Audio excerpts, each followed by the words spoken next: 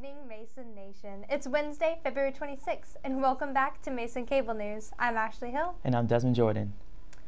So, housing assignments, how did that go? Mine actually went pretty well. My housing assignment, the time slot was right before my class, Right. so I was a little rushed, but I did get the place I wanted. We didn't get our first choice. We went on Northern Neck. I'm living with a group of 6, so that's going to be pretty. Oh, wow. Yeah, but we ended up getting Potomac Heights, so I guess we had to walk a little bit further to the classes. It'll still be fun. I think so. So, George Mason Student Government has been constructing an article of legislature, otherwise known as the Declaration of Student Rights. Many will be surprised to know that this initiative was prompted by student concern for illicit drug use legislation. Since then, the bill has reached a greater scope, focusing on sexual assault policies and disability rights as well. The Declaration of Student Rights bill must be passed by several organizations on campus. With that said, the bill will be activated or come into effect. Student government hopes to have the bill passed through the Senate by tomorrow, February 27th. The bill is said to be of great significance to the Mason community and its students by means of distinguishing clear and concise student conduct policy reinforcements.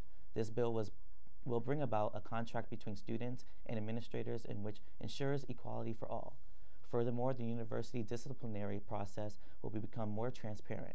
For more information regarding this Declaration of Student Rights Bill, visit sg.gmu.edu or read David McGill's Development Continues with the Declaration of Student Rights article on gmu4thestate.com. I think it's safe to say that most of us have seen or heard about the movie that swept the nation, Pitch Perfect. How excited would you be to hear that George Mason, just as recent as last semester, added another a cappella group to their count? The Patriot Pitches is Mason's first co-ed a cappella group and was just established October 31st of last year. With auditions to recruit new singers less than a week ago, the Patriot Pitches are already holding rehearsals and preparing to perform. Quoted from their Facebook page, their mission is to build and grow a collegiate and professional body of a cappella singers that are individually and organizationally successful as well as entertaining. They also have a vision of changing the world through the power of a cappella. Be sure to be on the lookout for their latest performance because this is something that you do not want to miss. The Mason Life program is designed for college students with intellectual disabilities. However, the program is geared to be supportive of these students living in a positive academic and social environment.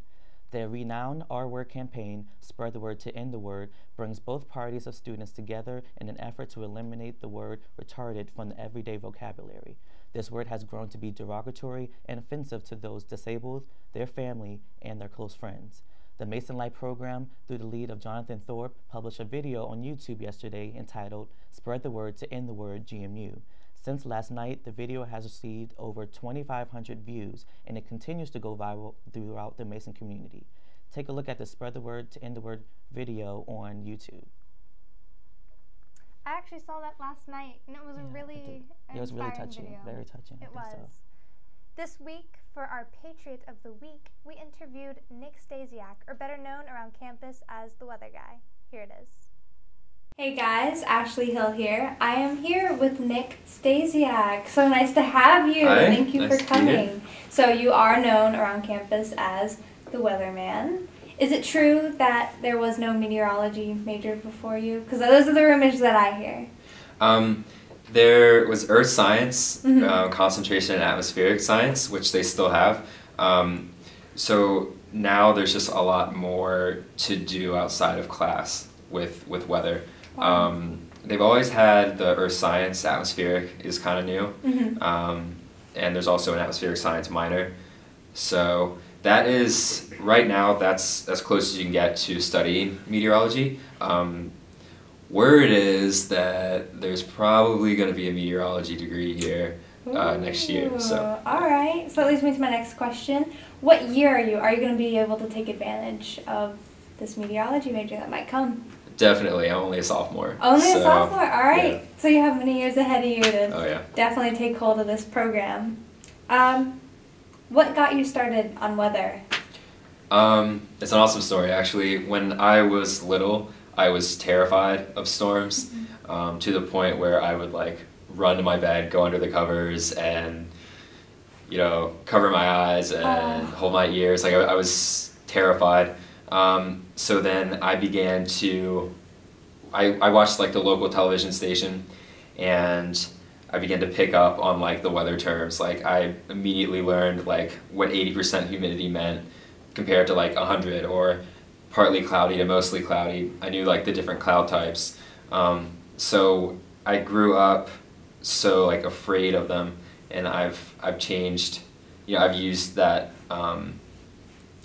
I've used my fear as power now, and yeah, I've He's like taken, Batman. Yeah, just like Batman. Yeah, I mean, I don't know. It worked out because I learned so much because I was always so curious, because I was always so afraid, and I figured out that weather is what I love. It is what I'm passionate about. So. Oh, I'm so happy for you. That's the most like inspiring story. Oh, thank you. Now you run Forecast GMU, yes? What's that like? Well, it's a slow process right now. It's fairly new, and it actually started from like a Facebook page that I made pretty much like within like the first 2 weeks I was here as a freshman. I made it because I made a page back at home, and I stopped doing that as soon as I graduated and came here. And I started Forecast GMU then, and I just made a logo for that, and from there it was just like got on Facebook, would type in Monday, partly cloudy, high of 43, blah blah blah. That, and people really started to cling on to that. Like, okay, he's accurate. He's right, and it's quick and easy. Everyone's always on Facebook. So then I connected it to Twitter, and got a lot of followers on that. Cool. And then Hurricane Superstorm Sandy came through the area, and someone from Connect to Mason had actually called me that morning and said that they saw the Facebook page, and asked me if I knew anything about Sandy. And I went on some big spiel about Sandy, and it actually made the paper that week. And from there I ended up getting a position with Connect to Mason, and I started the first weather position with that. And yeah. What was that transition like to go from Connect to Mason, where you started, to the Forecast GMU? Well, Forecast GMU I brought back, and it, like I said, it's a slow process. But I have 2 other people working with me, Katie Thomas and Jimmy Lors, and all 3 of us are within the Atmospheric Science Department.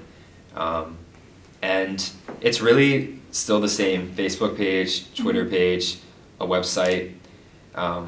Every time there's a storm that comes through, we'll always have like the live feed, a live blog. We have articles pretty much every week, and I mean, every day we're always keeping the campus alert. That's our mission, to keep the campus alert. Well, if someone has the same passion that you do for weather, what are some tips that you would give them to get involved? Well, I mean, first things first, probably the most important thing is be yourself. Definitely, if weather is what you love, don't just go outside and, just stare at the clouds. Like, do something with it. This world needs more people that can communicate about the weather. And, definitely look into studying weather. Anything that has to do with weather, atmospheric science, meteorology, climatology. And put yourself out there, tell people the weather, let them know what's going on. Because, when I first came here, and what kind of led me to make Forecast GMU when I first came here was there was a storm that came through one day, and there were trees down, and there was hail. The wind was just horrific, and people were completely unaware of it beforehand, and no one really seemed prepared. So we need people here at Mason especially to kind of speak up and make everyone aware, and really just, I don't know, stick with it. Weather is always changing, and there's so many different aspects of meteorology and climatology. So there's always something out there for you to do. Yeah, absolutely. One final question, and then that'll be the end of our interview. Okay. What are your plans after you graduate? I don't know. I think I know it's going to be somewhere in meteorology, maybe climatology or space weather. But I think I'm probably going to end up going to grad school. And my dream grad school is definitely Oklahoma, so I can be in Tornado Alley. There or Princeton for climatology. So I guess it would be down to one of those two. But in terms of like work, if I were to not go to grad school, I would definitely like to be in DC doing either broadcast meteorology or National Weather Service around here. I know this summer I'm actually either going to be interning at the Washington Post or WJLA, ABC7. So we'll have yet to hear. So we'll see which one. Comes through. But it's pretty much it. Yeah. Well, congratulations and good luck. Thank you so much. Thank you. That was a pretty great interview, Ashley. Thank you. He Yeah. was a lot of fun to interview. He had a lot of interesting things. Definitely is very accomplished already as a Mason student. He really is, Yeah. and he's only a sophomore too, Exactly. which is the most astounding part. Future ahead. Now we're going to move on to an interview from Caitlin McClung on Manhattan Pizza. This is Caitlin McClung reporting for Mason Cable News. I'm standing in front of Manhattan Pizza, located at University Hall. And as anybody who's seen the increase in the amount of pizza boxes scattered across campus knows, Manhattan Pizza is finally open.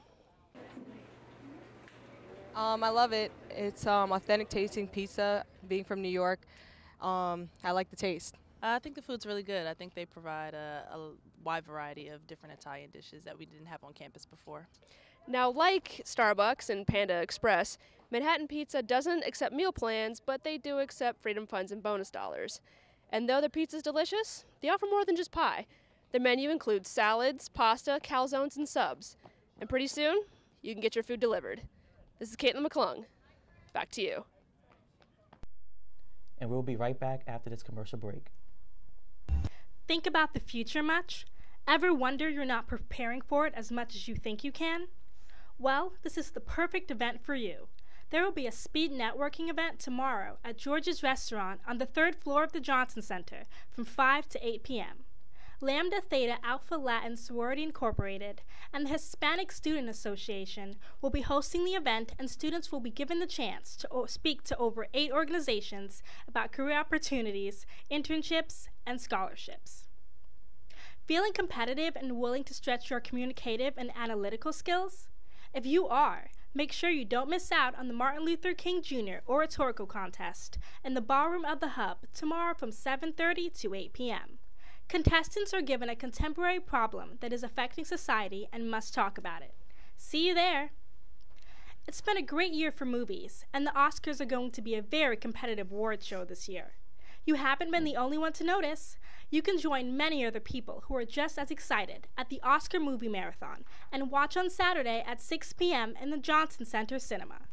The event will be showing previous Best Picture winners and will have free food, drinks, and activities. Make sure to go and have fun. And now on to Tyler Byram with sports. Good evening, everyone, and welcome to the Mason Cable News Sports Report. This weekend is a great one to be a fan of Mason Athletics, as there will be a total of 21 sporting events that George Mason will take a part of from tonight till Sunday. Highlighting this weekend will include the baseball team, which is 5-2 this season, coming off Coach Bill Brown's 900th career win, which is 21st among D1 active coaches. Today, they are playing at Longwood before coming home on Friday to begin a 3-game series against Hartford. The 0-2 softball team will host the Patriot Classic at home starting on Friday, playing in a total of 6 games against Rider, Army, and Cornell. Also, the women's lacrosse team will go home for their first win of their season as they play against their makeup game against Longwood on Sunday at 1 o'clock. Moving on to basketball, as the women's basketball team will play their final 2 games of the season, first starting tonight at Fordham University. The team will then host Richmond on their senior night on Saturday at 2 o'clock in the final regular season game. The women's team has the opportunity to climb up to be 11th seed in the Atlantic 10 with 2 wins in both games. The men's basketball team also is getting to end their season tonight at 7 o'clock as they host their former CAA rival, Richmond, inside the Patriot Center. On Sunday, the team will travel to George Washington in another matchup of the Revolutionary Rivalry, also known as the Battle of the Orange Line, at 1 o'clock. This weekend in Mason Cable Sports, we will bring you 2 men's volleyball matchups on Friday and Saturday night, both at 7 o'clock, against St. Francis and EIVA leading Penn State, respectively. Also on Sunday, we will bring you the baseball matchup against Hartford at 1 o'clock. These events will all be broadcasted live on Mason Cable Network, channel 231, and also on GoMason.com. That will do it for this week. I'm Tyler Byram. See you next time, Mason. Thank you, Tyler. And now for your tweet of the day. Well, we only have one tweet today, and it says, live tweeting the Oscars again this year. Help me think of a cool hashtag that I can use exclusively for my followers. Hashtag Oscars 2014. Hashtag 12 Days by Alex Dodson. Are you going to tune in? Absolutely, yes. I love Alex's opinions about movies and hearing all about it. He really knows his stuff. Definitely. So that's all we have this evening, Mason. Make sure you stay warm as the weather drastically has been changing lately. I'm Desmond Jordan. And I'm Ashley Hill. See you next week.